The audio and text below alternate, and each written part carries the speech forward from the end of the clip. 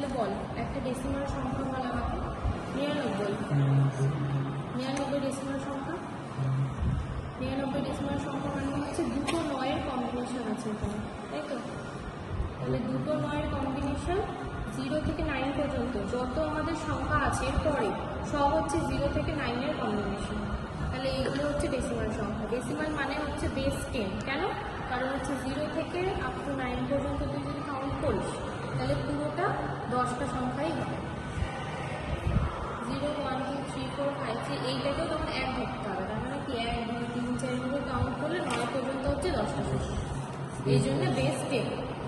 Octal মানে আমি জানি 8, মানে হচ্ছে 2 টু দি পাওয়ার 3, মানে 3কে 2কে গুণ করতে হবে তবে গিয়ে হবে 8। সেই জন্য এখানে দেখ 0 থেকে 7 পর্যন্ত, 0 থেকে 7 পর্যন্ত যতগুলো সংখ্যা এখানে টোটাল সংখ্যা হচ্ছে 8টা।